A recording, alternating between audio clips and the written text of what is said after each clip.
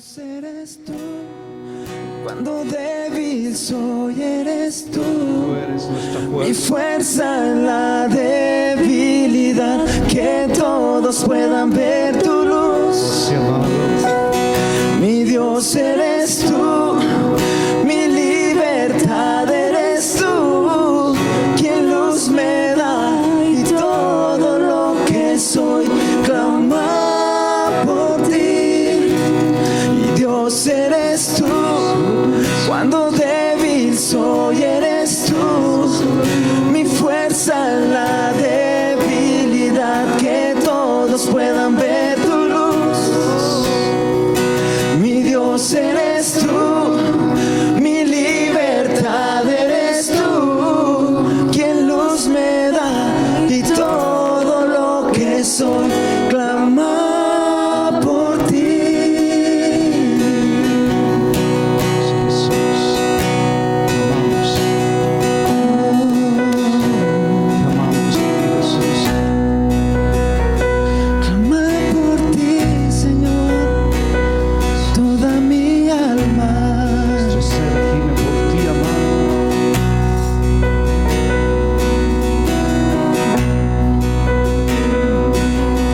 El Padre reveló el gran misterio de su corazón. Cuán grande es su amor, más profundo que las aguas.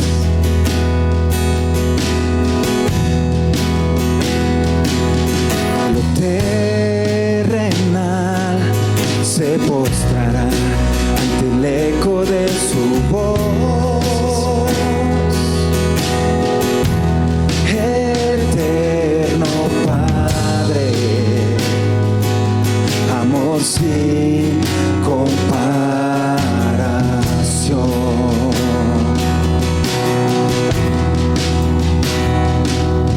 Jesús, Hijo de Dios, es el Cordero y es el León. El Verbo se encarnó, ahora puedo conocerle.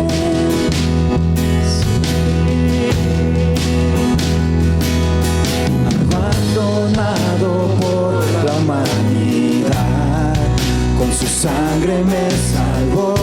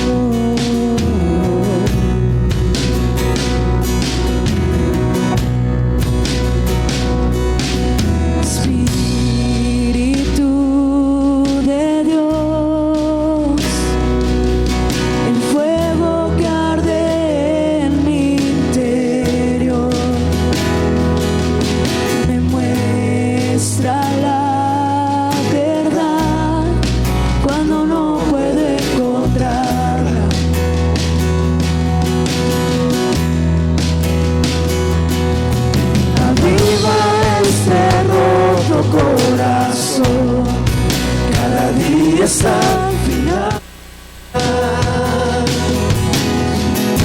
Espíritu Santo, tu presencia aquí está. Espíritu Santo, haz en mí tu voluntad.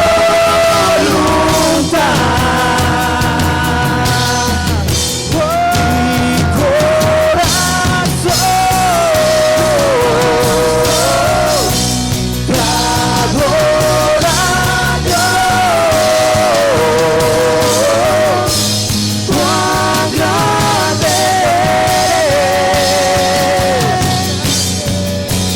cuán grande eres. Mi corazón te adora, cuán grande eres,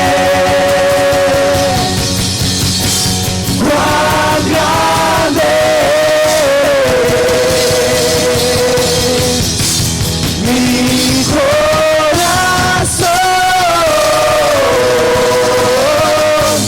te adora, Dios. Cuán grande eres, cuán grande eres. Mi corazón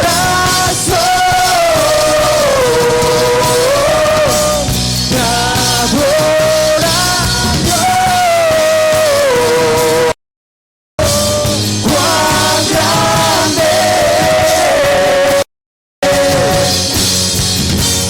cuán grande eres.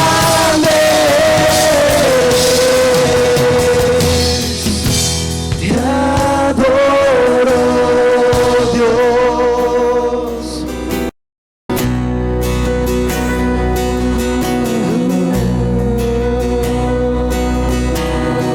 Te adoro, Dios. Te adoro, Dios.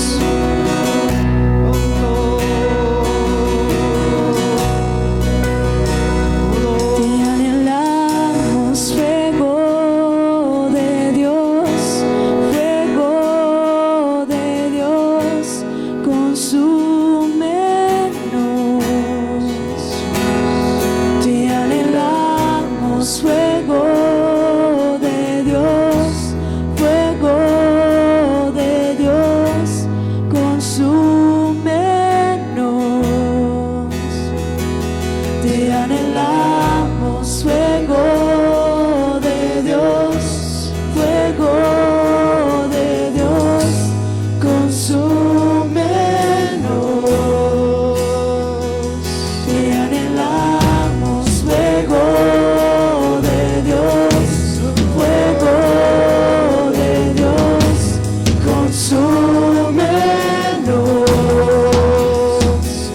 Te anhelamos, fuego de Dios, fuego de Dios, consúmenos. Te anhelamos, fuego de Dios, fuego de Dios, consúmenos. Te anhelamos, fuego de Dios, fuego de Dios, consúmenos.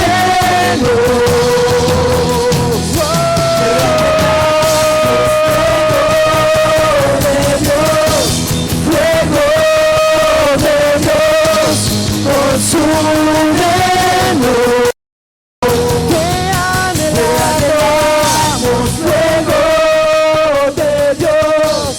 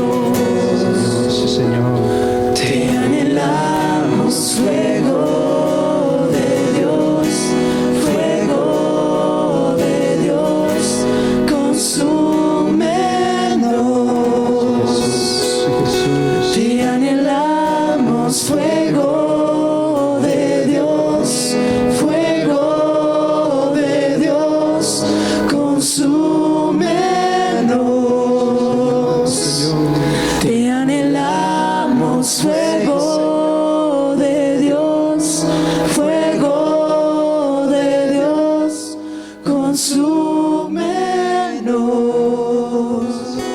Te necesitamos, te necesitamos, te necesitamos.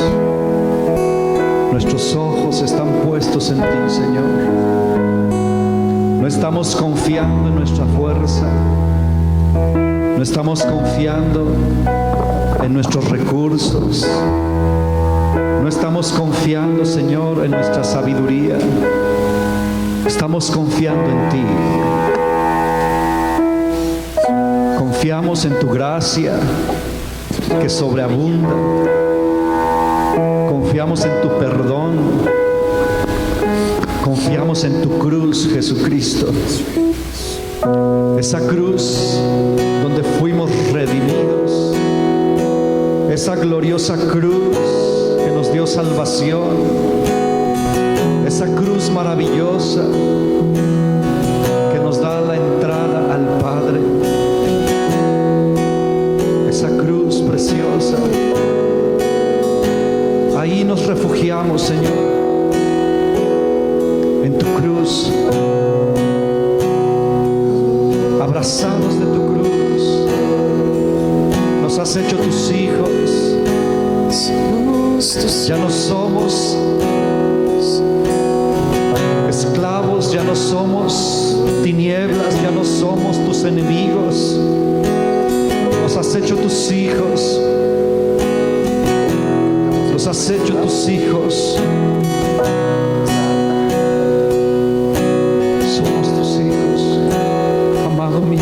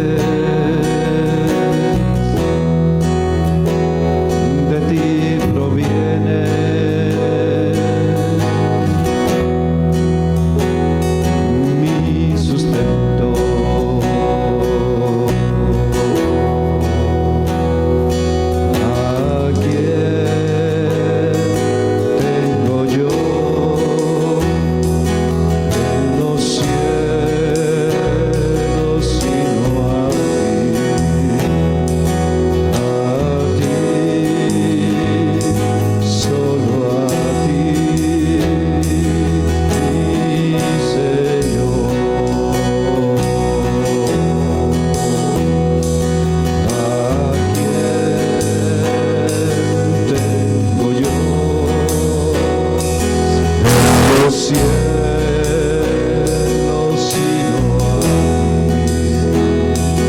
a ti, solo a ti, mi Señor.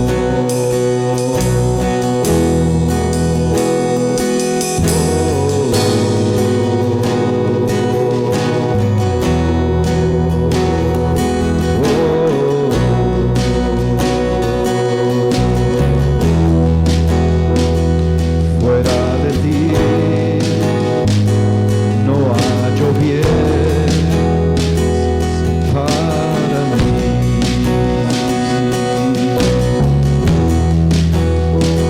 Prefiero un día en tu presencia que mil afuera, oh Señor.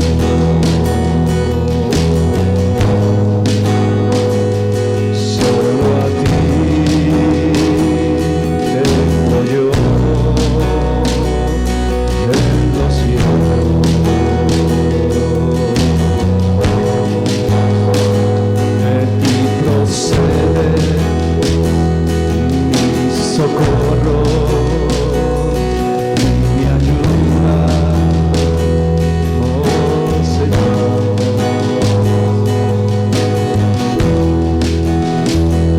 Solo de ti,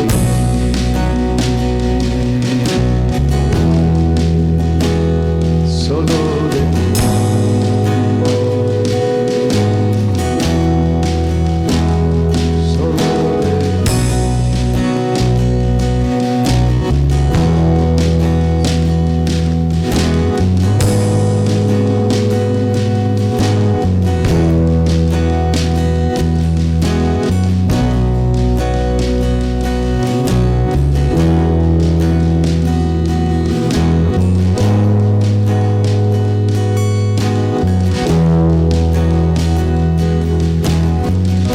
Gracias,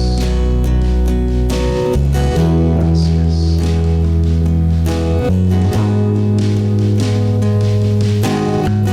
Gracias, amado.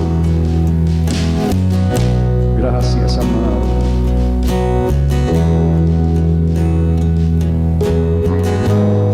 Si usted está agradecido, dele gracias.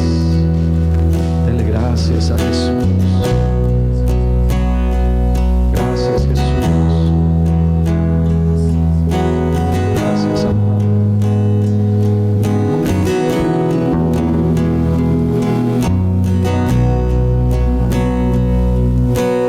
Gracias, amado. Gracias, amado.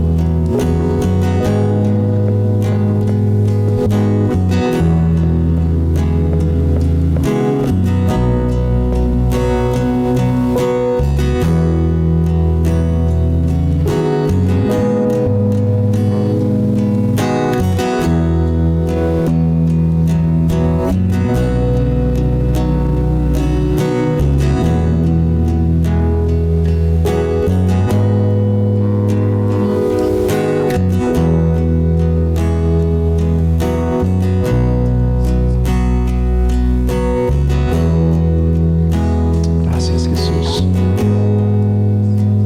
Gracias, Jesús.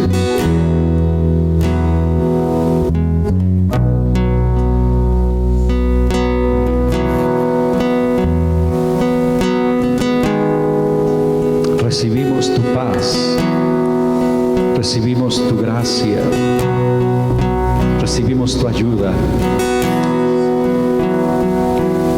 tu misericordia.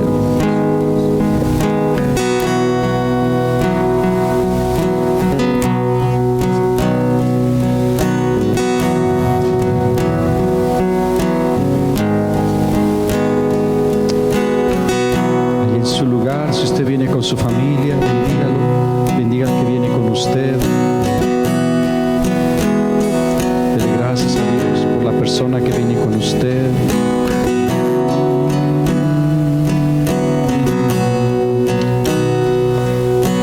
Gracias, Dios. Gracias por la vida, gracias por la familia. Gracias, Dios. Bendiga a su hermano, bendiga al que viene con usted. Gracias, Dios. Gracias, Dios. Gracias, Dios.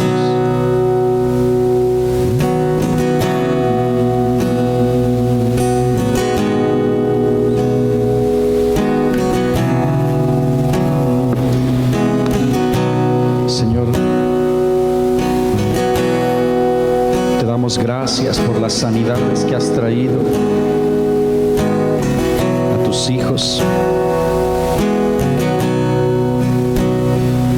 Te damos gracias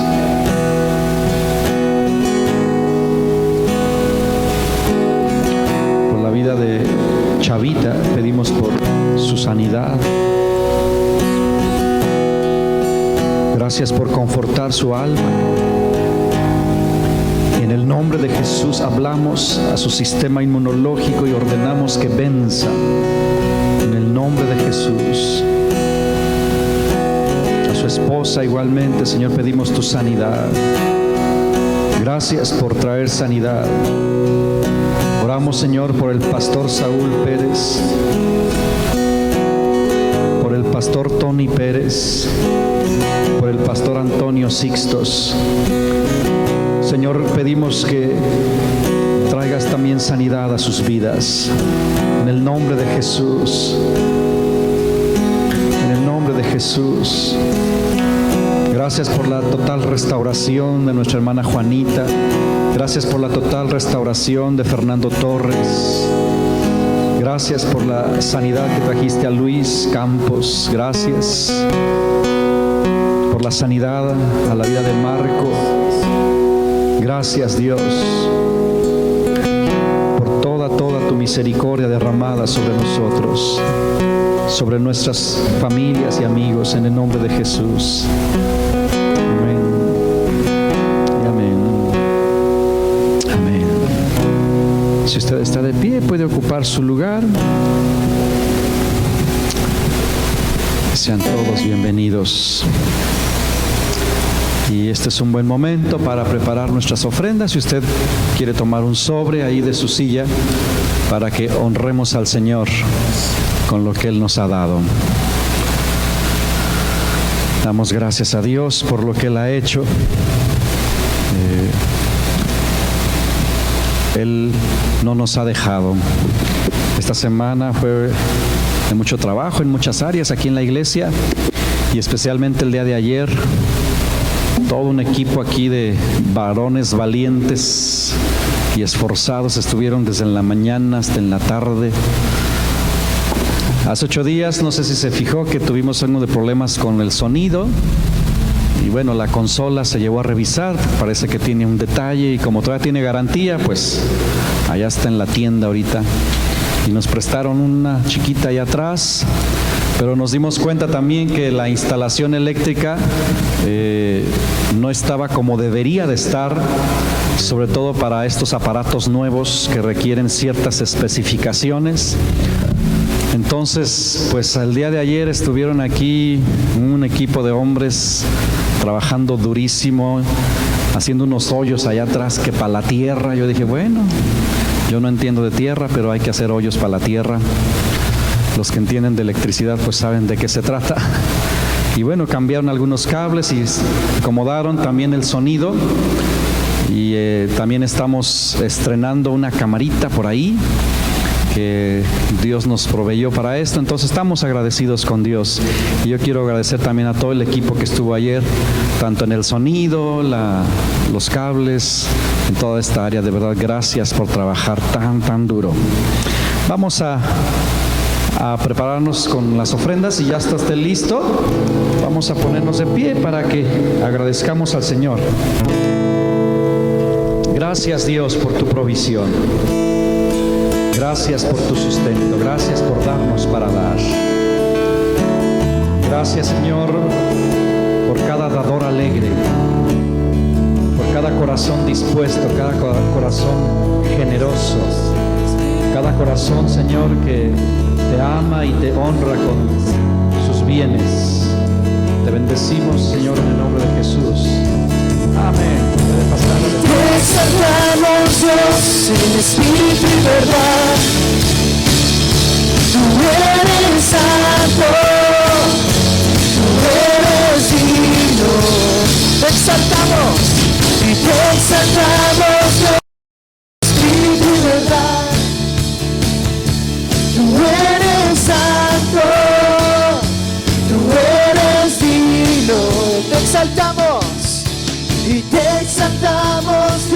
adoramos en espíritu y verdad.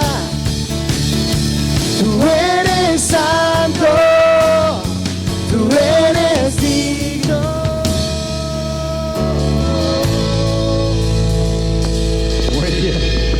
Muy bien. Vamos a, bueno, hoy no tenemos avisos, creo, solo le comunico, hace una hora se sembraron 3 árboles más, 3 familias. Aquí está una familia que sembró su arbolito, acá está la otra familia que también sembró su arbolito, y bueno, creo que la otra ya se fue porque estuvieron en la mañana, y bueno, 3 árboles más, ya avanzamos un poquito más hacia el frente, y la idea es que luego gire en un semicírculo para que queden frente a la fachada algunos más arbolitos. Si usted quiere sembrar un árbol, pues vamos lentos, no podemos conseguir todos al mismo tiempo, el vivero trayendo poco a poquito, pero si usted quiere, anótese ahí en la gran central, y hay que tener paciencia a ver hasta cuándo completamos estos arbolitos, que no sé cuántos más falten, quizás unos 7 por ahí, pero creo que va a quedar bastante bien ya cuando estén todos grandes y sombreado por ahí. Bueno, y la próxima semana es domingo misionero, bueno, sábado misionero, fin de semana misionero. Se me olvida que es sábado, ¿verdad? Estamos en sábado todavía. Entonces, para que venga listo, preparado para ofrendar para las misiones. Muy bien. Pues vamos a orar para que le compartamos la palabra del Señor. Señor, gracias por tu palabra. Gracias porque sigues hablando. Señor, es una bendición poder tener tu voz en medio de este tiempo, en toda la época que hemos vivido con esta pandemia y con estas circunstancias. Gracias porque sigues hablándonos al corazón. Y yo pido, Dios, que hoy traigas fuerza al que necesita, que traigas fe, que traigas esperanza, que traigas ánimo, sobre todo tu perspectiva, Señor del cielo, en el nombre de Jesús. Amén. Bueno, no sabía cómo titular a esto que parece ser que va a ser una serie, no sé cuántos sábados más, pero terminé poniéndole el título de Dios todavía, así nada más, Dios todavía. Si usted escucha esta frase y la tuviera que completar, ¿qué le agregaba? ¿Cómo la completaba? Dios todavía, ¿qué se le ocurre? Dios todavía hace milagros. ¿Qué más? ¿Qué se le ocurre? Dios todavía habla. Dios todavía habla. Por acá escuché que Dios todavía es fiel. O sea, realmente podríamos ponerle muchísimas cosas a esa frase. Ahora, ¿por qué salió esto? ¿O por qué Dios me dijo que le hablara de estas cosas? Bueno, realmente estamos por cumplir ya 1 año con la pandemia. Ya hace más o menos en estas fechas que empezó todo el relajo aquí en México, y que en el mes que entra, pero a partir de entonces la vida nos ha cambiado a todos, y hemos ya vivido por 1 año en esta situación, y obviamente hemos sufrido muchos cambios. La vida nos ha cambiado. Ha habido cosas muy duras en varias familias, en amigos, personas que seguramente usted conoce, que han experimentado situaciones complicadas, algunos perdiendo su trabajo, otros enfermándose y tener que estar encerrados por varios días, gastando, sobre todo la preocupación ahorita que si necesitan oxígeno y no hay, y este tipo de situaciones que generan mucho estrés, mucha ansiedad, y algunos pues sí han perdido familiares. Algunos de ustedes han experimentado estas pérdidas pues difíciles, y todo esto ha provocado estragos en nuestras vidas. El hecho que nuestros hijos tengan que tener sus clases en casa, que no podamos hacer las cosas libremente como antes, y sobre todo el ambiente. ¿Verdad que el ambiente hay veces que se siente muy pesado? A pesar de que uno pues se esfuerza por estar confiado en el Señor, hay días en donde hay sobresalto, hay momentos donde hay temor, donde hay zozobra, etcétera. Y la verdad es que ha sido abrumador. ¿Alguien se ha sentido abrumado en este año? ¿Alguien ha sentido así opresión a veces? La verdad es que sí. Y sigue la cosa. Yo mencionaba que a veces recibimos tantos mensajes de ora por esto, el pastor, le pedimos apoyo en oración. Hoy simplemente 3 amigos pastores están enfermos del COVID y bueno, pues ya oramos ahorita por ellos. Y así es, y llega un momento en donde en lo personal sí me siento ya así como que ya, de tanta cosa. Y bueno, los problemas no se acaban. Entonces yo estaba pensando en todo esto, dije, Señor, es que hemos dejado de hacer tantas cosas y como que ya extraño hacer algunas cosas de las que hacíamos antes. He tratado de tener madurez según yo, he tratado de tener paciencia según yo. Y estaba yo pensando en todo esto cuando Dios me dijo, ¿y por qué en lugar de estar pensando en lo que no pueden hacer, ¿por qué no piensas en lo que yo puedo hacer? Así me dijo el Señor. ¿Por qué no meditan en lo que yo todavía puedo hacer? Quizás tú ya no te puedes reunir en reuniones masivas, pero ¿qué cosas sí puede hacer Dios todavía? Y la verdad es que hay muchísimas cosas que Dios todavía puede hacer.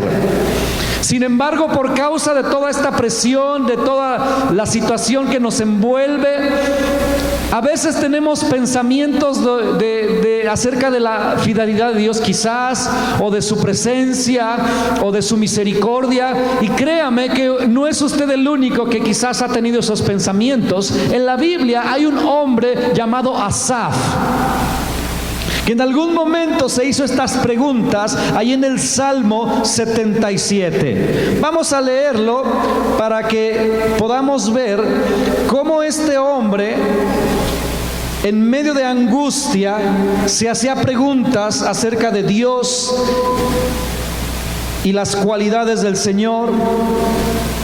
Salmo 77. Vamos a leerlo. Salmo de Asaf. ¿Ya llegó al Salmo 77? Vamos a leer desde el versículo 1. Dice: con mi voz clamé a Dios clamé y Él me escuchará. Aquí desde este primer versículo me llamaba la atención cómo Él dice, Él me escuchará. Él no dijo, y Él me escucha.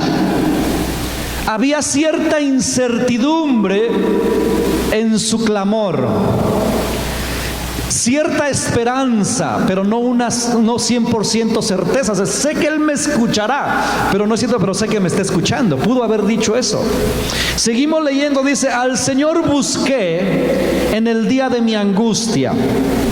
Alzaba a Él mis manos de noche sin descanso. Mi alma rehusaba consuelo. Me acordaba de Dios y me conmovía. Me quejaba y desmayaba mi espíritu.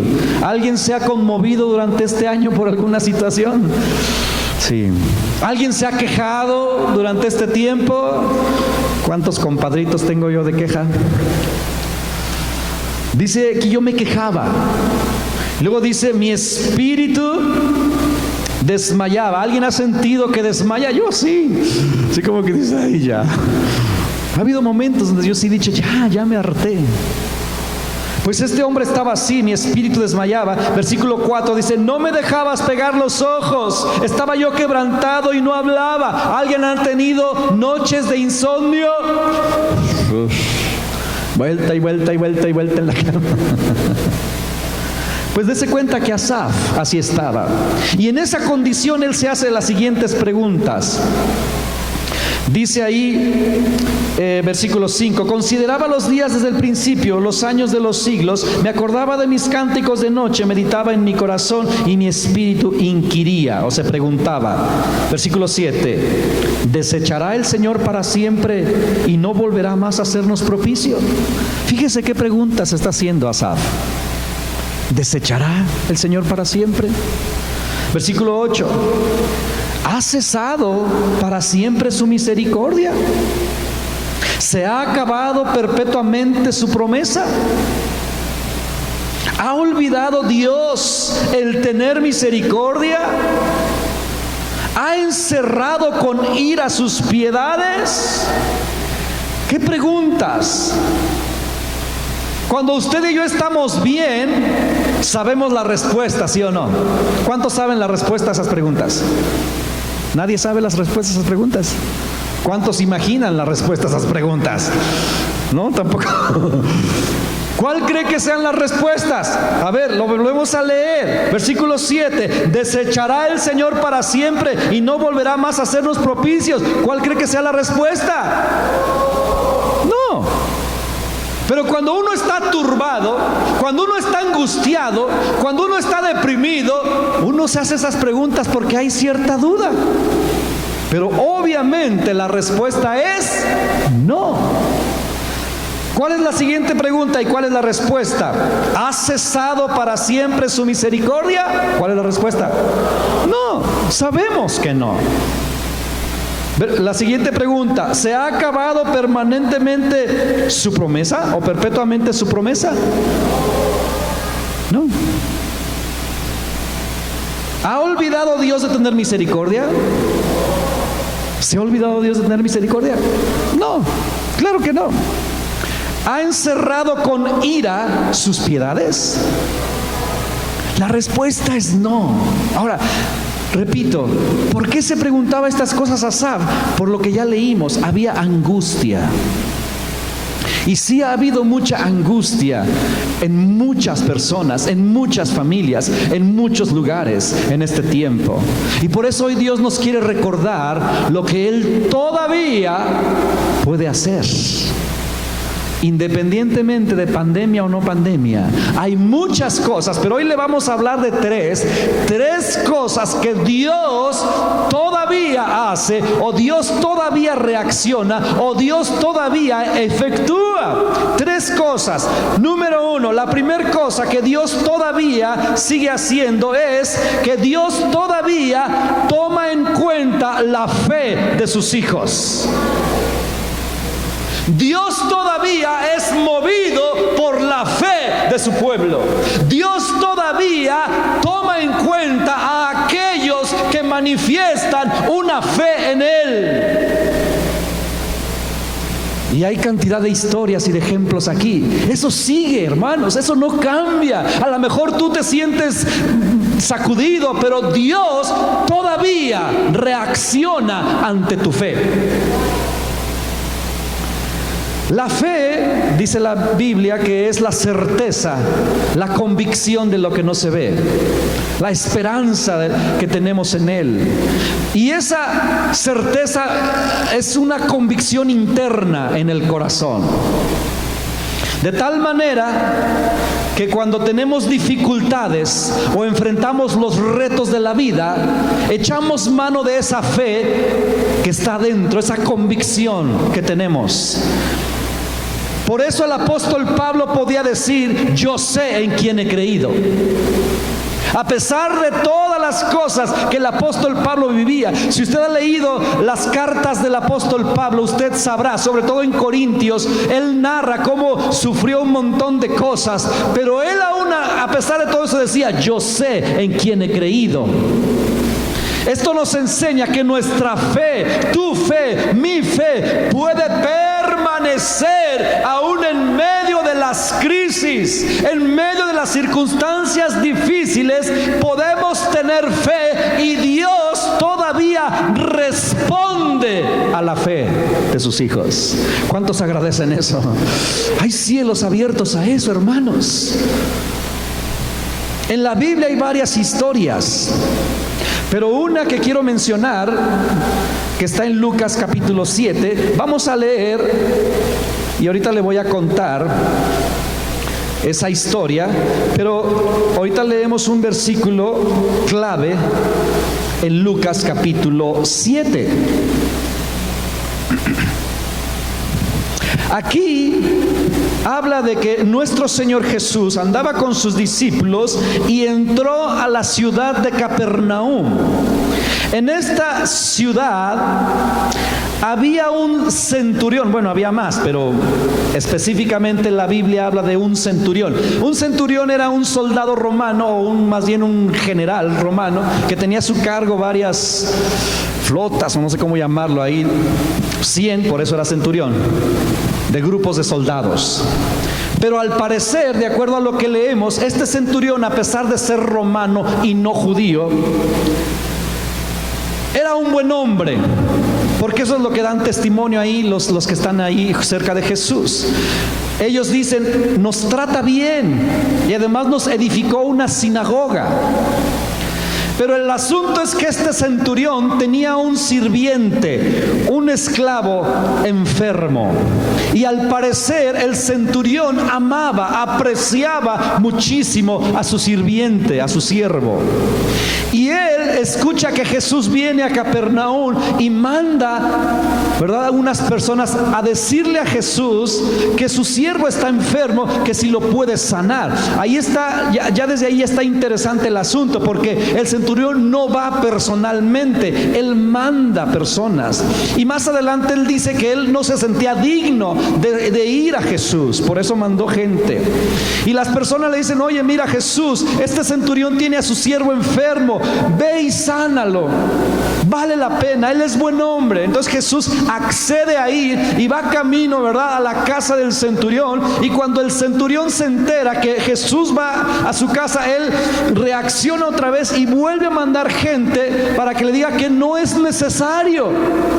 No es necesario que vengas hasta acá, Jesús. ¿Por qué? Porque yo tengo entendido que tú eres un hombre con autoridad y yo también. El centurión dice, mira, yo sé cómo funciona la autoridad.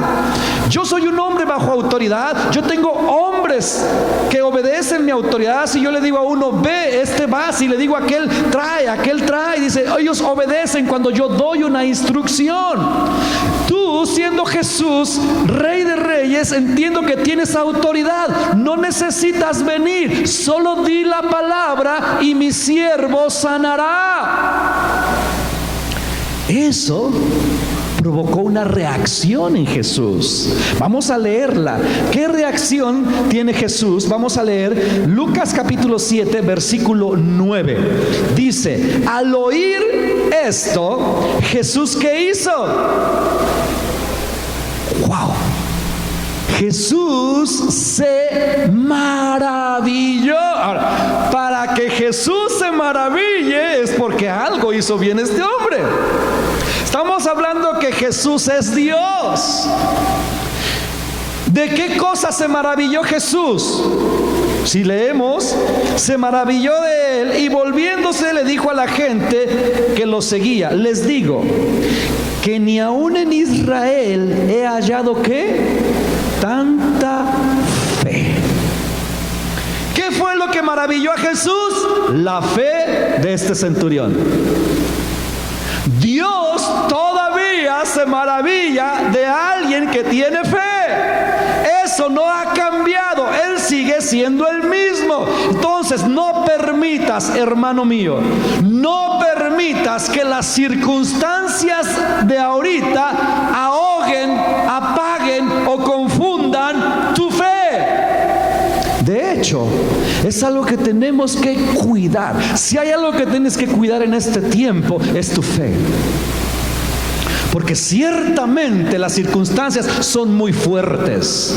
La sacudida es fuerte. Y hay un bombardeo constante en la mente. ¿Cuántos han tenido pensamientos así bien feos de repente? Nada más yo. Es un bombardeo, hermanos, porque es una guerra a la mente que va atacando a la fe. Y tenemos que ser muy, pero muy cuidadosos, porque la fe, ¿verdad?, nos da acceso a lo sobrenatural. La fe es como una llave que abre los tesoros del cielo. Alguien comparaba la fe con el poder adquisitivo en este mundo. Con la fe tú puedes recibir un milagro. Con la fe tú puedes, dice la Biblia, conquistar reinos. Eso dice Hebreos capítulo 11. Fe no es creer que Dios te puede ayudar. Fe es creer que Dios te ayuda. La fe ve lo invisible, cree lo increíble y recibe lo imposible. Eso hace la fe. Por eso tenemos que cuidar nuestra fe. Ahora, Dios todavía sigue maravillándose con la fe. Si Él tuviese un celular, Él hubiese puesto ahí un emoji, ¿verdad? ¡Ah! El más feliz, porque se maravilló de la fe del centurión. Ahora, hay objeciones en este tiempo en cuanto a la fe. Porque precisamente, porque hemos experimentado situaciones complicadas. Algunos de nosotros hemos orado por gente que ha estado enferma. Muchos han sanado, yo doy gracias a Dios por eso. Muchos, pero muchos han sanado. Pero uno que otro no ha sanado. Uno que otro ha muerto. Y eso golpea la fe. Entonces, no sería extraño que algunos de ustedes dijeran: mi fe ahorita está muy débil. No sería raro si alguno de ustedes dijera: ahorita siento que mi fe está de cabeza. No sería raro si algunos de ustedes dijeran que su fe está muy desgastada. La Biblia dice que la fe es como un escudo. De acuerdo a Efesios, la armadura de Dios dice que el escudo de la fe. Algunos quizás su escudo está muy abollado, muy golpeado. Yo no sé cómo está tu fe, pero no sería extraño si para estas alturas, después de un año de tanta cosa, tu fe quizás esté débil, o a lo mejor está muy fuerte, no sé. El punto es que si tú aún dices: no tengo fe, yo tengo buenas noticias. Tengo buenas noticias. La primera es que Dios sigue reaccionando a la fe. Pero si tu fe es muy débil, no te preocupes. ¿Por qué? Porque hay respuestas a esa situación. La primera es: tú y yo tenemos que recordar que la fe no la produces tú. La fe no la producimos nosotros. La Biblia dice que Él es el autor y el consumador de nuestra fe. ¿Dónde dice eso? En Hebreos capítulo 12. Hebreos capítulo 12, en el versículo 2, dice lo siguiente: puestos los ojos en Jesús, el autor y consumador de nuestra fe. No dice que eres tú el autor de tu fe. ¿Quién es el autor de acuerdo a la palabra del Señor? Jesús. Entonces tú y yo no producimos nuestra fe, porque luego algunos dicen: es que siento que tengo que hacer algo para producir la fe. No, solo recíbela. Porque en otra parte de la Biblia, en Romanos, ve conmigo ahí a Romanos capítulo 12, ahí confirma todo esto. Ya que estás en Lucas, vele más adelantito, Romanos capítulo 12. Dios todavía reacciona ante la fe. Todavía. Dios todavía toma en cuenta la fe. Romanos capítulo 12, el versículo 3 dice lo siguiente: digo pues, por la gracia que me es dada, a cada cual que está entre vosotros, que no tenga más alto concepto de sí que el que debe tener, sino que piense de sí con cordura. Y luego dice: conforme a la medida de la fe que Dios repartió a cada uno. ¿Quién repartió la fe? No dice que cada uno produjo su propia fe. No, Dios reparte una medida de fe a cada uno, y Jesús es el autor y el consumador de la fe. Entonces, si tú sientes que no tienes fe, es una mentira, porque Dios ya puso algo de fe. O a lo mejor sientes que tu fe está muy débil, o a lo mejor sientes que tu fe está cansada o desgastada. Pues hoy te digo que puedes acercarte al Señor y Él puede renovar tu fe. ¿Cómo se puede avivar la fe? La Biblia dice que la fe viene por el oír la palabra de Dios.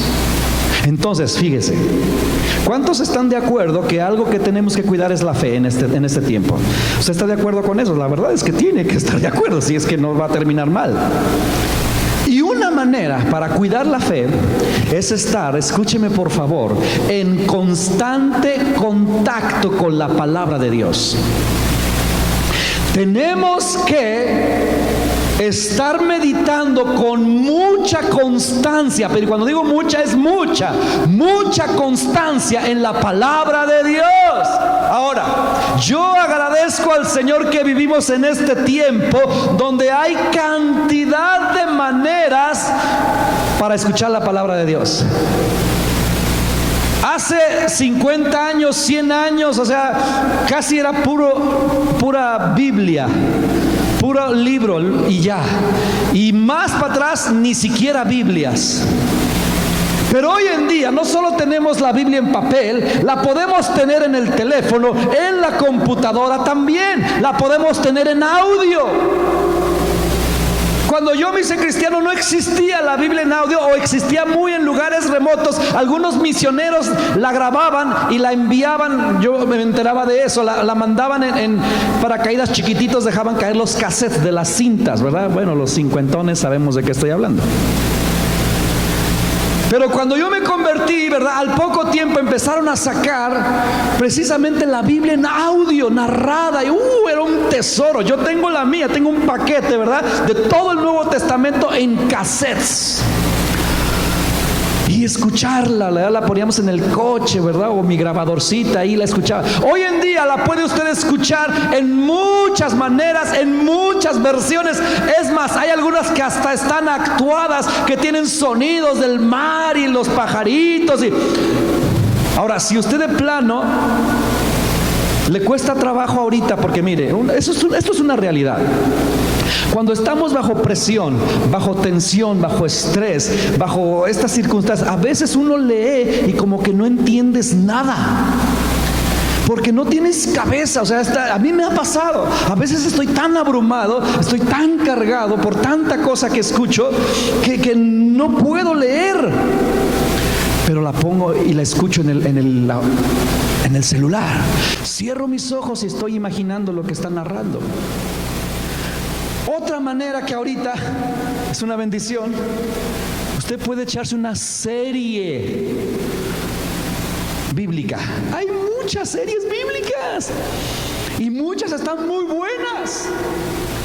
Hace ya algunos meses estuvimos viendo con la familia una serie del rey David. Y estaba buena, nos picábamos, ¿verdad? Y cada noche ahí ya era la hora de la serie y hacíamos palomitas y nos echábamos la vida del rey David. Y en más de una ocasión chillé porque Dios hablaba a mi corazón a través de la serie. Todo esto nos sirve para que nuestra fe se mantenga fuerte. Ahorita estoy viendo otra serie que se llama Chosen. También me ha hecho llorar. Ayer estaba chille con el último capítulo que vi.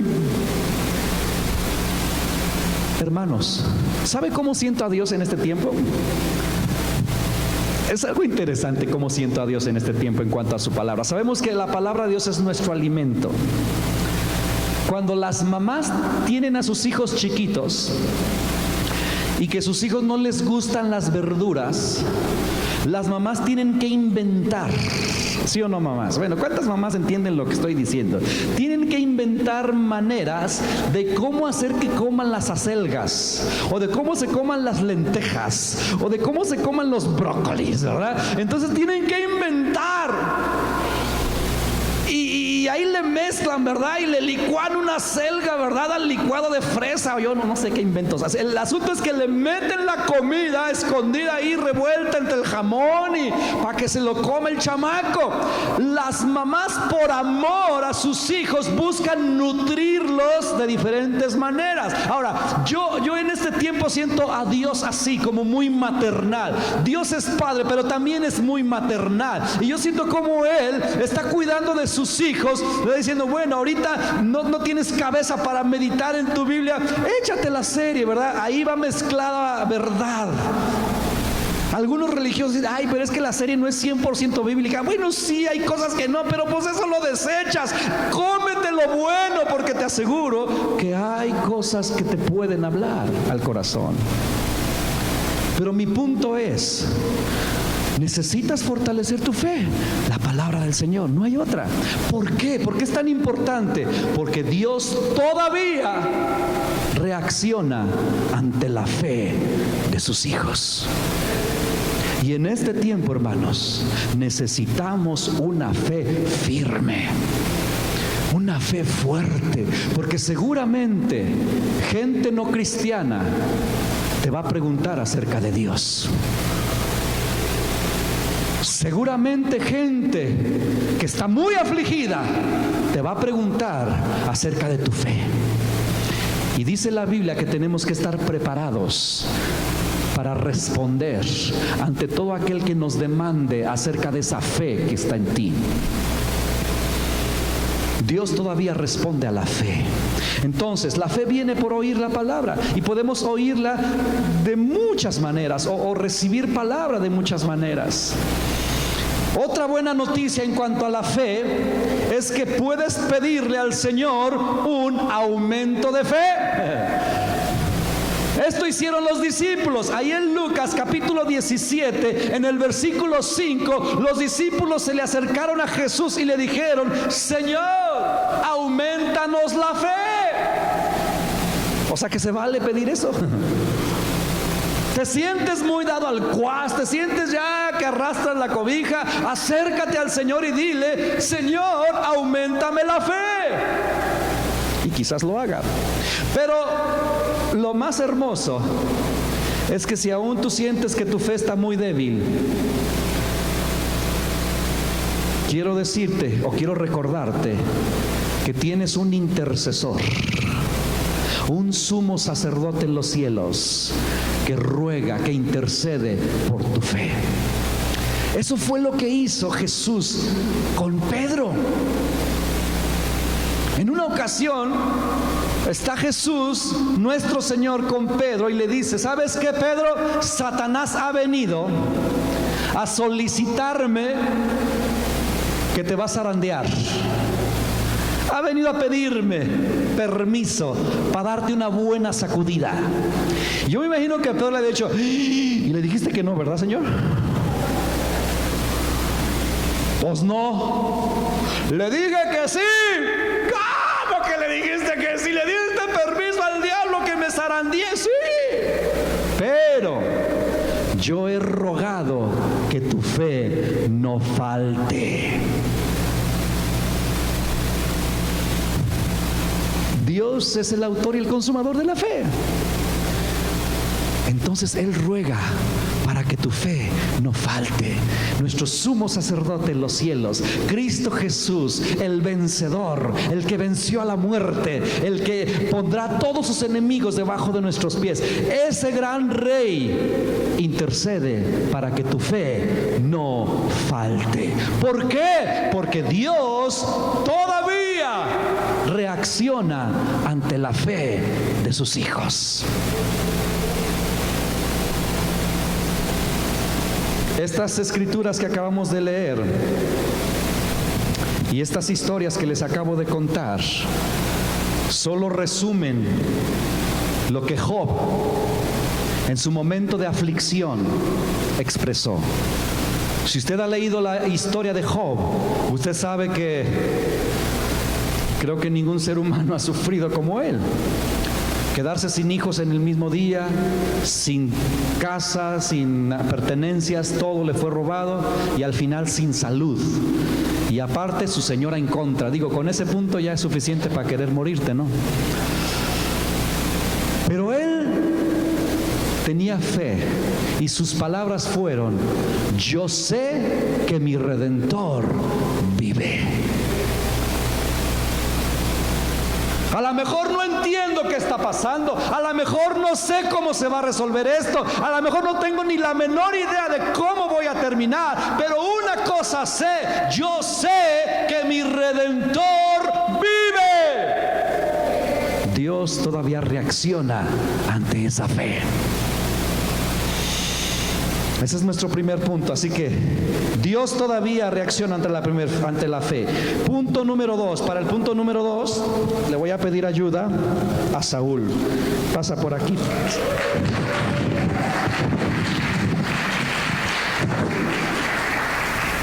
Dale con todo. Digo nervioso. Ok, punto número 2 de lo que Dios todavía sigue haciendo. Dios sigue reaccionando ante la humildad. Y para eso te voy a dar 4 características sobre la humildad. Número 1, la humildad es muy valorada por Dios. ¿Por qué? Porque los humildes atraen la mirada de Dios. ¿Dónde dice esto? Te voy a pedir que me acompañes al Salmo 138:6.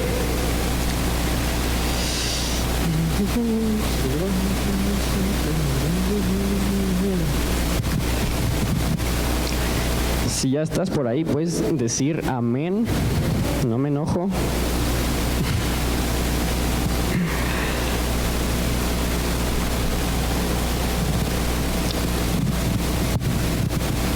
Ok, dice: aunque el Señor es grande, se ocupa de los humildes, pero se mantiene distante de los orgullosos. Otra traducción, la Reina Valera 60, me parece que dice que atiende a los humildes. Bueno, otro versículo ahí mismo en Salmo 147, si puedes ojearlo un poquito para volverlo a leer o para leerlo.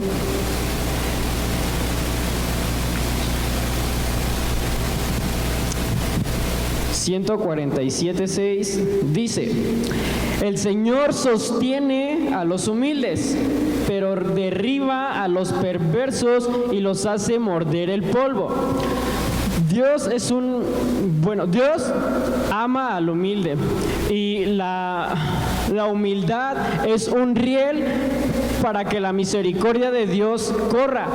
No digo que si no hay una persona humilde, la misericordia de Dios no va a correr. Sí va a correr, pero el que nosotros seamos humildes da como una rapidez o una ventaja para que la misericordia de Dios corra más rápido a las personas. Y bueno, ¿qué es lo contrario a la humildad? Lo contrario a la humildad es la soberbia.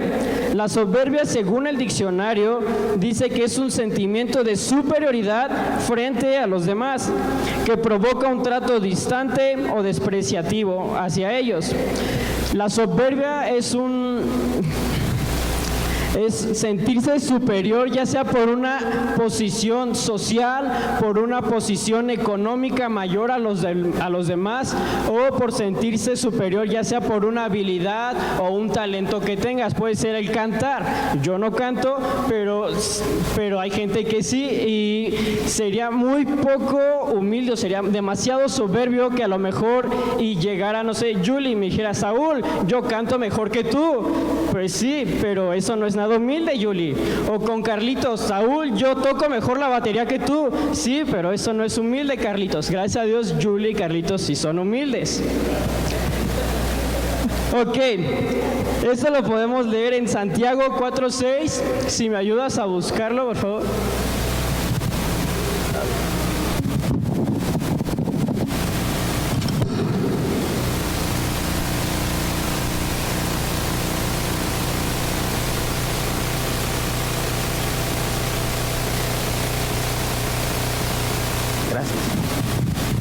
Ok, Santiago 4:6. Dice: y Él da gracia con generosidad, como dicen las Escrituras. Dios se opone a los orgullosos, pero da gracia a los humildes. Te voy a dar 3 sinónimos de soberbia, porque tú a lo mejor puedes decir, bueno, pues no soy soberbio, pero hay 3 sinónimos que te voy a mencionar en caso de que sea así. 1, la altivez es un sinónimo de soberbia, la arrogancia o el orgullo. El pecado de Satanás, o la razón por la que Satanás pecó, tuvo que ver con la falta de humildad en él. Él no fue humilde y empezó a decir, bueno, yo también puedo ser como Dios, y en él entró el orgullo y la soberbia y la altivez. Ahora, para los romanos y los griegos, el concepto de humildad era algo inconcebible, era algo que ellos no podían vivir, porque su cultura y su filosofía de vida enseñaban que su forma de pensar tenía que ser como de grandeza, como de orgullo, como de yo soy superior a este, yo soy superior a aquel, de que ellos buscaban la exaltación de sí mismos, pero cuando el cristianismo comenzó a introducir el concepto de humildad, ellos empezaron a tomar la frase de humildad con sarcasmo y hasta cierta forma despreciándolo, como decir, ay, mira, ahí viene el humilde, pero por grosería, con sarcasmo, y pues nada que ver. Entonces, el llamado de Dios a la humildad y su obra solo se puede realizar mediante la humildad. Y la verdadera obra de Dios siempre lleva el sello de humildad.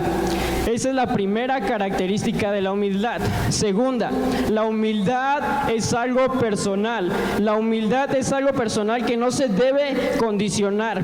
Cada uno de nosotros decide ser humilde sin condición de nada. ¿Cómo explico esta característica de la humildad? Bueno, a todos nos gustaría que las demás personas fueran humildes con nosotros. A los demás nos gustaría que el vecino sea humilde con nosotros, que el señor o la señora de la tiendita sean humildes con nosotros. Pero ¿qué pasa cuando a nosotros nos toca ser humildes? Ahí como que ya no nos gusta tanto muchas veces. ¿Por qué? Porque... Ay, perdón. Bueno, la humildad es algo personal, porque no es algo que tenga que ver con lo de hasta que Carlitos sea humilde, yo voy a ser humilde, o hasta que el grupo de allá atrás que me cae mal es humilde, yo voy a ser humilde. No, te voy a invitar a que leamos Mateo 11:29.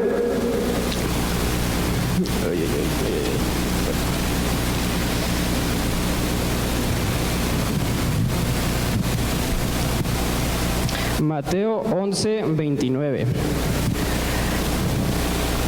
Estas palabras las dice Jesús y dice, pónganse mi yugo, déjenme enseñarles, porque yo soy humilde y tierno de corazón, y encontrarán descanso para el alma. Ahora, imagínate esto, imagínate que Jesús no hubiera estado con ese pensamiento y hubiera dicho, hasta que mis discípulos sean humildes, yo voy a ser humildes, yo voy a ser humilde. Pues no, porque entonces ¿hasta cuándo? Ahora fíjate el beneficio de ser humilde. Dice, déjenme enseñarles, porque yo soy humilde y tierno de corazón, y encontrarán descanso para el alma. Ahorita, como lo decía el pastor, a lo mejor y por esto de la pandemia hemos estado algo turbados, hemos sentido un poco de opresión, pero el ser humildes trae como beneficio un descanso para el alma. Ok, tercera cualidad, la humildad es muda.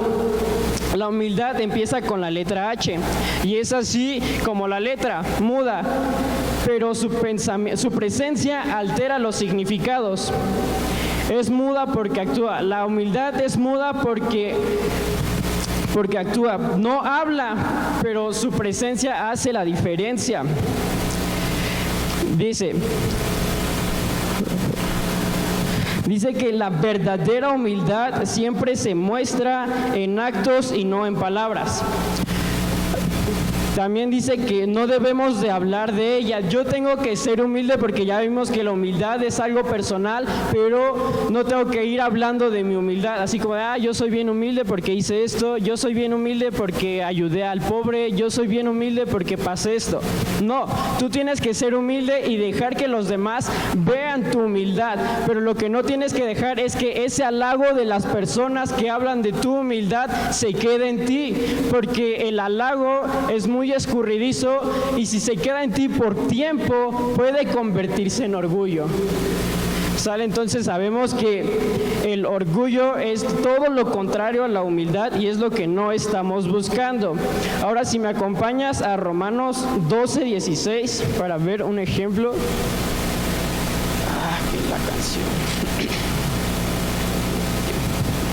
está.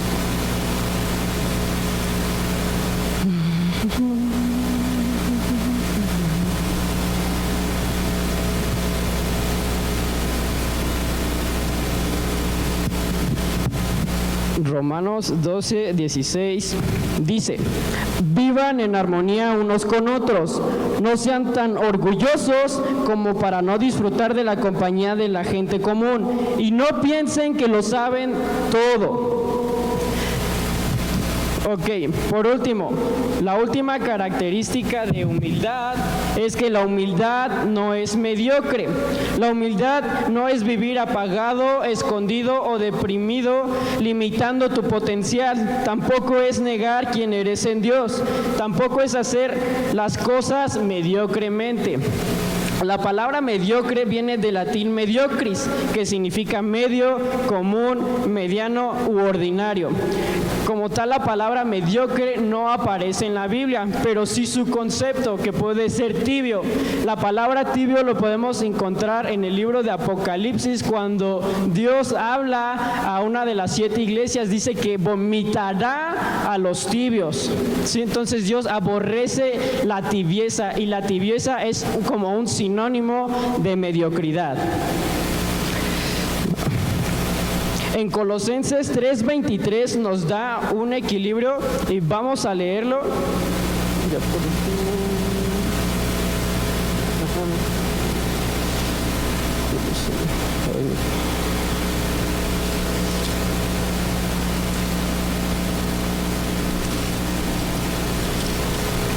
Colosenses 3:23.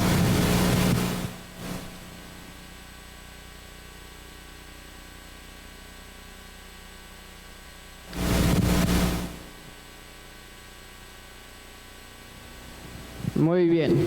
Apocalipsis 3 dice: trabajen de buena gana en todo lo que hagan, como si fuera para el Señor y no para la gente. ¿Esto qué quiere decir?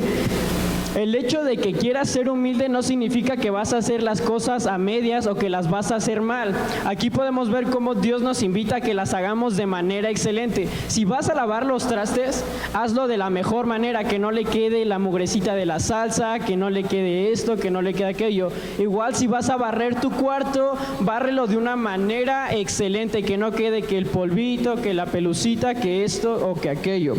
Entonces, ser humilde es buscar llegar a ser el mejor, pero no presumirlo.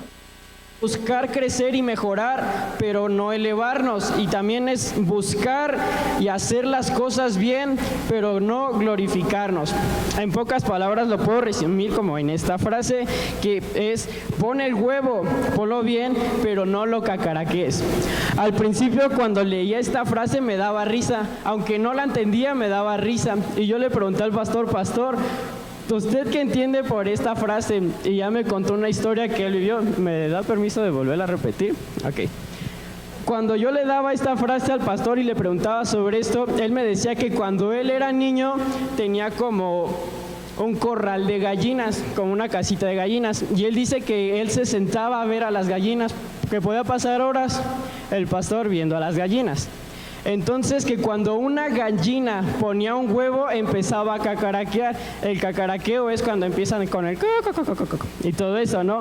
Entonces esto en la humildad es como de sé humilde, pero no lo andes presumiendo por todos lados. Sé humilde, haz las cosas bien, pero no vayas por el mundo diciendo que eres el mejor humilde, que eres el súper humilde y que eres la mejor persona porque eres súper humilde.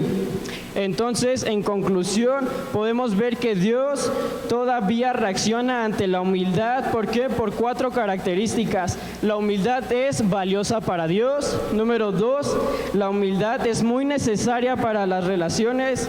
No es cierto, perdón. La número 2 es que la humildad es algo personal. Número 3, la humildad es muda. Y número 4, la humildad no es mediocre. Y bueno, yo con esto termino el punto número 2.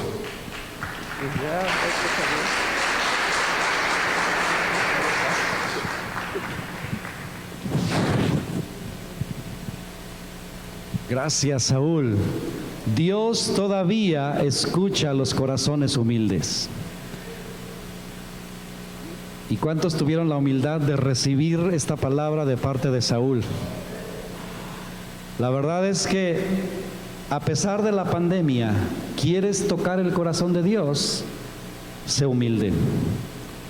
Porque como ya nos explicó Saúl, Dios todavía mira los corazones humildes. Es una buena manera de llegar a Él. Entonces estamos viendo cosas que Dios todavía hace. La primera es que Dios todavía ve la fe. Número 2, Dios todavía ve a los corazones humildes. Número 3, tercer cosa que Dios todavía hace o reacciona. Dios aún sigue saciando los corazones sedientos. Dios todavía sacia el corazón sediento. Ahora, la sed, voy a hablar primero de la sed. La sed es un indicador en nuestro cuerpo de que necesitas tomar agua. Cuando tenemos sed, tu cuerpo te está diciendo que bebas agua. Y la razón es porque nuestro cuerpo está formado con un 60% de agua.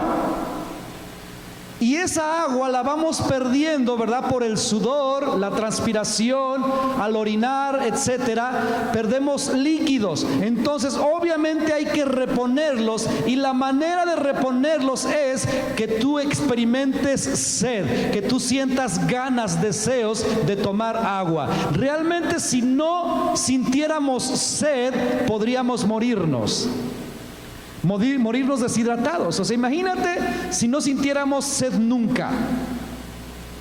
Tú estarías transpirando, deshaciéndote de líquidos, y cuando menos pienses estarías quizás ya convulsionando, yo no sé, por falta de agua. Porque nuestro cuerpo, como ya dije, en su mayoría está compuesto de agua. Hay órganos como el cerebro en un 70% contiene agua. El cerebro, imagínate. Entonces, hasta para pensar bien, hay que tomar agua. También vemos que la sangre está compuesta en un 80% de agua. Nuestros pulmones se componen en 90% de agua, muchísimo. Y el bicho que anda dando guerra por allá ataca los pulmones. Entonces, tomar agua ayuda en esas cosas. Ahora, esto es en cuanto al cuerpo, pero la Biblia también menciona la sed como la necesidad de cosas celestiales. La necesidad de las bendiciones que provienen de Dios. Eso provoca en nuestra vida un deseo, y a eso se le llama sed espiritual. Entonces es bueno tener sed espiritual, porque eso te recuerda que estás vivo, te recuerda que estás vivo espiritualmente hablando. Una persona espiritual siente necesidad de Dios. Cuando alguien no tiene vida espiritual, no siente necesidad de Dios. Pero alguien que está vivo tiene esa necesidad. ¿Por qué? Porque Dios nos creó, nos formó a su imagen y semejanza. Entonces nosotros funcionamos a la perfección cuando habitamos donde Él está, cuando tocamos su presencia, cuando nos encontramos con su Espíritu, cuando cohabitamos con Él. Nuestra vida es recargada, somos saciados. Y así como perdemos agua físicamente hablando por la transpiración, esa sed espiritual también empieza a menguar. Y hay momentos, ¿verdad?, donde nosotros nos sentimos a veces medios apáticos con Dios. Pero déjame decirte algo: Dios es tan fiel, pero tan comprometido con nosotros, que si Él ve que alguno se empieza a alejar de Él y empieza a dejar de tener sed de Dios, Él va a encargarse de provocarle sed. ¿Esto dónde está? Esto aparece en la Biblia, en el libro de Amós. Ve conmigo ahí al libro de Amós. Amós capítulo 9.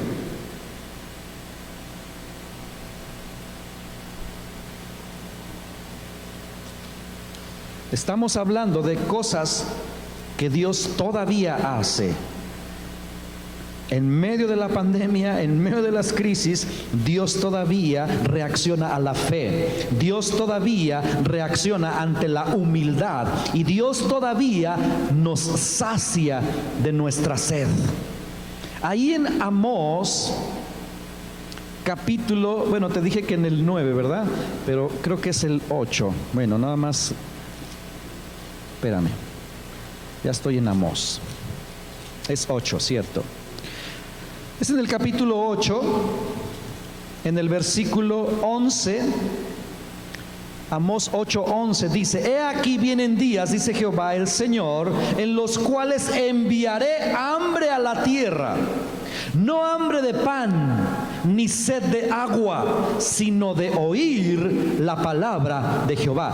¿Por qué está diciendo esto? Si usted leyera todo el capítulo, está hablando de una manera de hacer reaccionar al pueblo de Israel, porque se habían alejado de Él. Dice: ustedes creen que pueden sin mí. Ok, entonces yo voy a enviar hambre, pero no hambre de pan, sino hambre de mi palabra. Yo voy a enviar sed, pero no sed de agua. Yo voy a enviar sed de mí, para que ustedes se sientan desesperados, ansiosos por buscarme. Y cuando están en esa condición, ustedes me buscarán y yo los saciaré. Más adelante, si seguimos leyendo, vemos que está muy fuerte el versículo, porque dice que Él va a provocar esta sed de la palabra. Y dice el versículo 12: y van a ir errantes de mar a mar, desde el norte hasta el oriente, discurrirán buscando palabra de Jehová. ¿Y qué? Y no la hallarán. En otras palabras, es necesario que estén desesperados para que los pueda saciar. Dice ahí el versículo 13: en aquel tiempo las doncellas hermosas y los jóvenes desmayarán de sed. Y los que juran por el pecado de Samaria y dicen: por tu Dios, oh Dan, y por el camino de Berseba caerán y nunca más se levantarán. Ahora aquí está hablando de juicio, pues, pero, ¿sabes?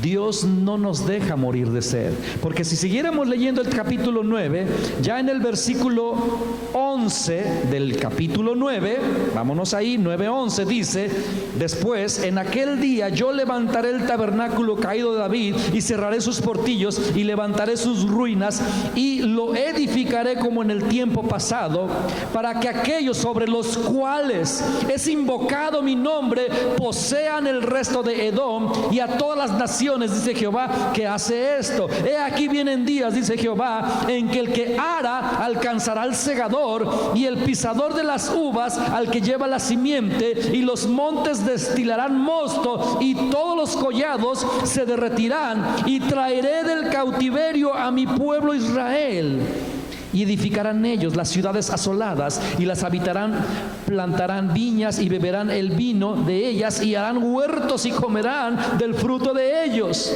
Lo que está diciendo básicamente, mira, yo voy a provocarte a sed y te voy a provocar tanta sed que vas a estar desesperado, pero cuando estés en ese punto, entonces yo vendré y te saciaré. Porque Dios todavía sacia el corazón sediento. El rey David, en uno de los salmos, vamos a leer el Salmo 42.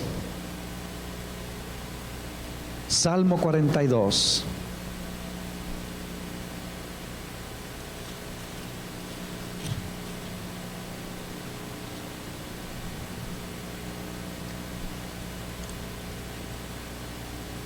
¿Ya estás ahí?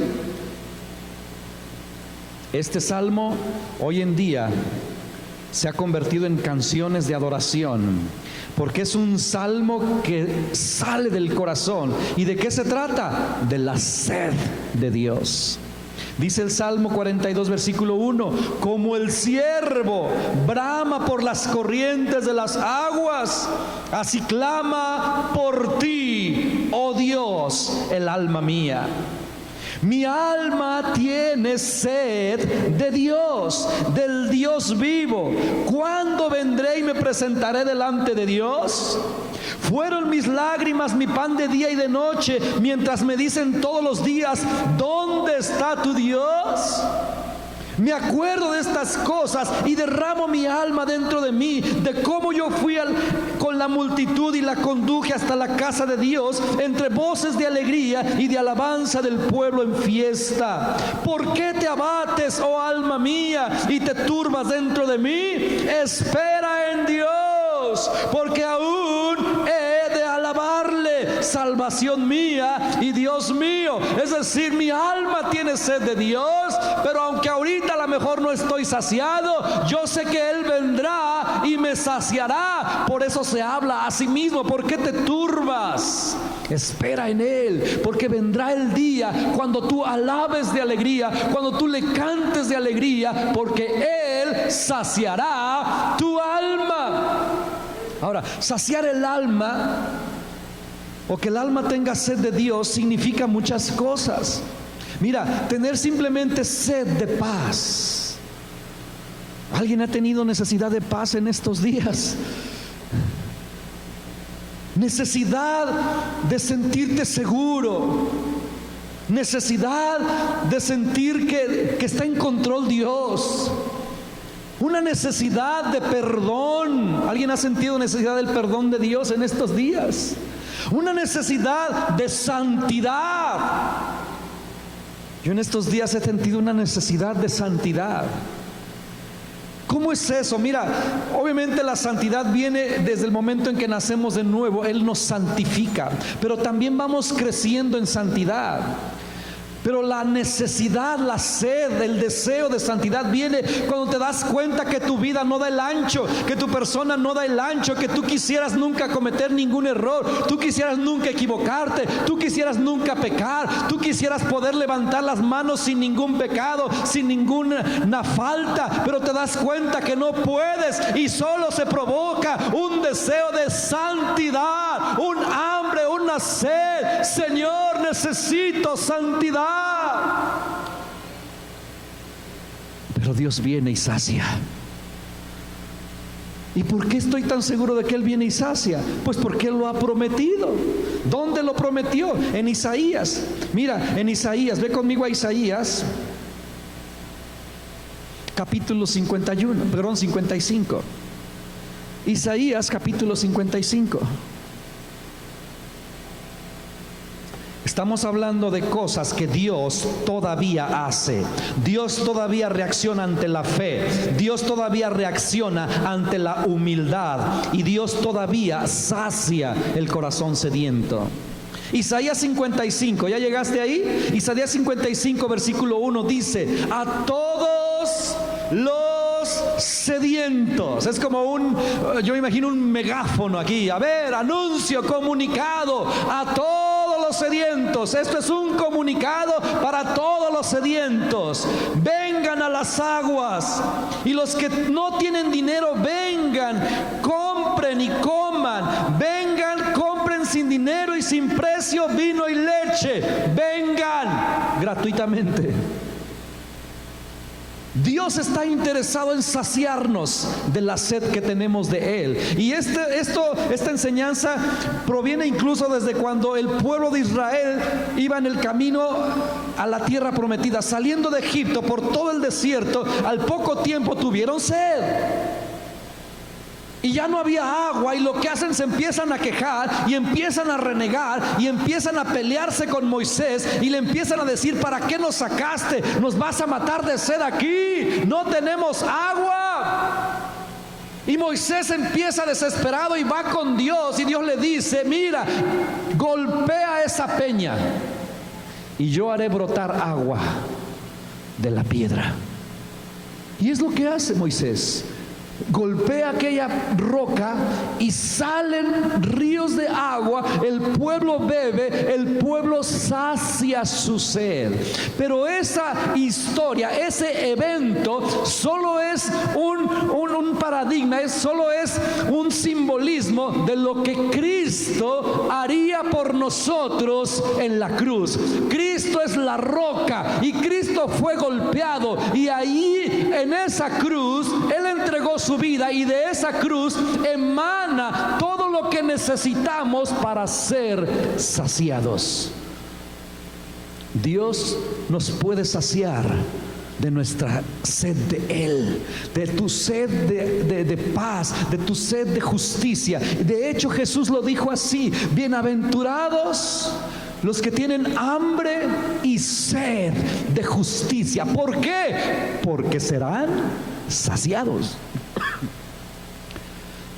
Es una promesa y es una bienaventuranza. La palabra bienaventuranza es feliz. Entonces Dios está muy interesado en saciar nuestra sed. Y Él sabe, hermanos, que en este tiempo estamos sedientos, algunos de nosotros. Sedientos de ver la obra de Dios, sedientos de ver a Dios tocar vidas, sedientos de ver cambios, sedientos de ver vidas transformadas, sedientos de más amor, sedientos de más cordialidad entre nosotros, sedientos del reino de los cielos entre nosotros. Esta enseñanza está por toda la Biblia, y Jesús hizo incluso un evento muy específico para tocar este tema de la sed. Él literalmente orquestó un encuentro muy especial. En una ocasión Él iba camino me parece que a Jerusalén, y pasa por Samaria, y ahí se detiene en un pozo. Se encuentra con una mujer. Jesús mismo tiene sed. Jesús se sienta en ese pozo. Llega esta mujer a mediodía, y va a esa hora porque las mujeres puras o santificadas iban por la mañana, cuando no había sol. Pero ella era una mujer que vivía en adulterio, una mujer llena de pecado, y no podía relacionarse con las vírgenes, con las puras.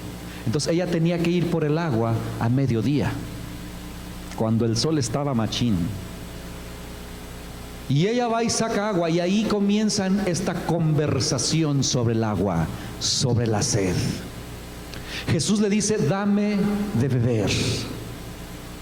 La mujer le dice: ¿por qué me hablas a mí? Yo soy samaritana, tú eres un judío. No nos relacionamos, ustedes nos ven como apestados, ustedes nos rechazan. Pero básicamente Jesús le está transmitiendo todo lo contrario. Le está transmitiendo aceptación, porque Jesús sabía que esa mujer tenía sed, no de agua física. Esa mujer tenía sed de perdón de sus pecados. Esa mujer tenía sed de aceptación. Esa mujer tenía sed de misericordia. Esa mujer tenía sed de paz. Esa mujer tenía sed en su alma, y Jesús quería saciar su sed. Y cuando están en la conversación, Jesús le dice: si tú supieras quién te habla, tú me pedirías agua y yo te daría. Y el agua que yo te dé será un agua con la cual tú nunca más tendrás sed. Si tú bebes del agua que yo te doy, tú no tendrás nunca más la necesidad del perdón de tus pecados, porque yo los perdonaré todos. Tú nunca más tendrás sed de Dios, porque yo estaré contigo todos los días. Él sacia nuestra sed. Más adelante dice la Biblia que en la fiesta de los tabernáculos, el último día, dice que Él se levanta en medio de la fiesta y Él levanta la voz, y las palabras que dice son las mismas palabras del profeta Isaías que acabamos de leer. Él se levanta y a todo pulmón grita: si alguno tiene sed, venga a mí y yo le daré agua. Y esa agua será en él una fuente que frote para vida eterna. Dios está sumamente interesado en saciar la sed de las cosas del cielo. Ahora, esta promesa de saciar nuestra sed aparece hasta el final de la Biblia incluso. Vamos a leer Apocalipsis. Vaya conmigo a Apocalipsis. Voy a pedir a los de la alabanza que pasen, por favor. Apocalipsis capítulo 22.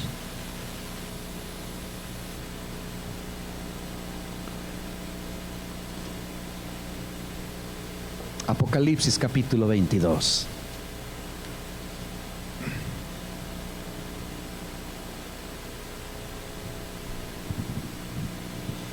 Oh Dios, gracias. Ya está ahí en Apocalipsis. Vamos a leer el capítulo 22 en el versículo 17. Dice la escritura: y el Espíritu y la esposa o la iglesia dicen: ven. Y el que oye diga: ven. Y el que tiene sed, venga.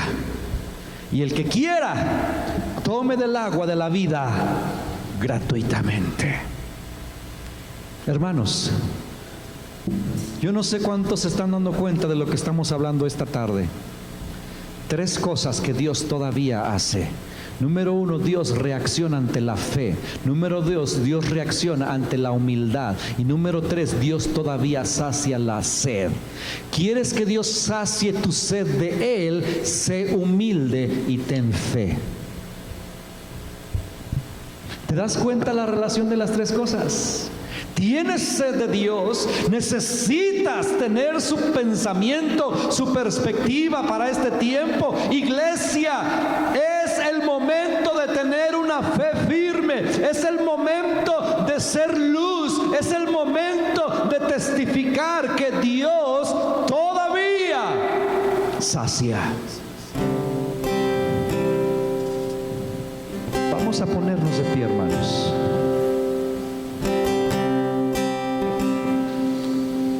Dios todavía sacia.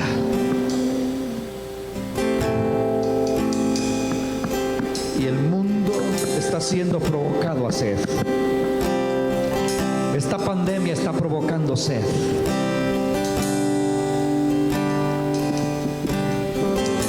Y tenemos que irles a decir: Dios puede saciar tu sed.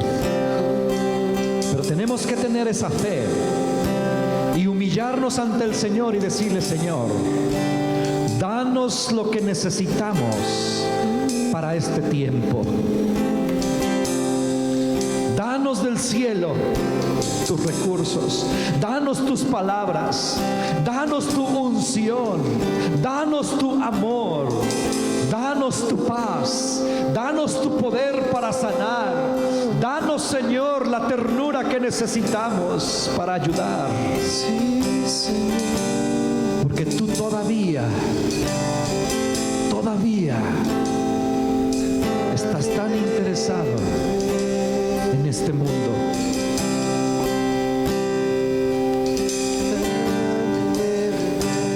Dios, tú conoces las personas presentes y tú sabes quién de aquí ha estado sediento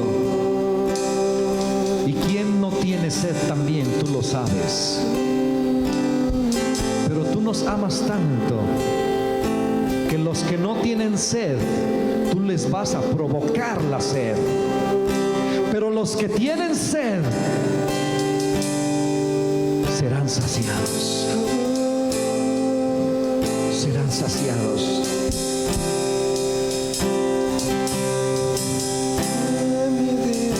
Si hay alguien aquí presente que ha sentido una profunda, pero muy profunda necesidad de Dios. Mira, yo sé que todos podemos decir que necesitamos de Dios, todos, pero yo siento que hay algunos aquí que su necesidad de Dios es muy profunda. Hay un gemir en tu alma, hay un gemido en tu interior por Dios, y has llorado y has orado y no te salen palabras porque lo único que haces es gemir y gemir y gemir, porque tu alma tiene sed de Dios. Tu alma solo tiene sed de Dios. Si tú estás en esa condición, levanta tus manos. Solamente si sientes esa desesperación en tu alma, que dices: Señor, yo sé que estás ahí, mira, yo lo sé, yo sé que me amas, yo lo sé, pero tengo una urgencia, tengo una desesperación en mi alma. Ya no sé ni cómo pedir, ya no sé ni cómo orar, ya no sé ni qué decir, solo tengo necesidad profunda de ti. Señor, tú ves estas manos y tú conoces estos corazones, porque tú has visto a estos hijos llorar en tu presencia. Tú los has visto tirados llorando, tú los has visto en las madrugadas, en las noches, solo llorando y llorando, diciéndote: te necesito, te necesito, te necesito. Señor, ves, solo sacia, solo sacia, solo sacia. Tú prometiste saciar, Dios. Tú prometiste saciar. Oh, Espíritu Santo, Espíritu Santo, ven al que tiene sed, ven al que tiene sed.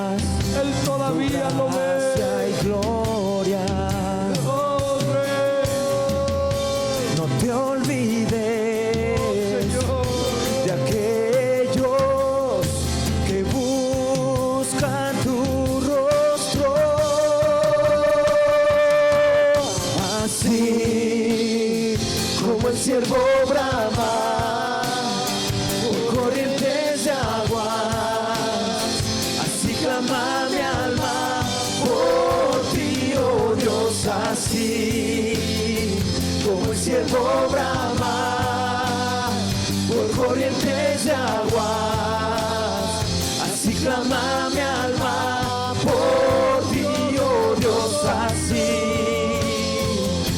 siervo brama por corrientes de agua, así clama mi alma por ti, oh Dios, así como el siervo brama por corrientes de agua, así clama mi alma por ti, oh Dios.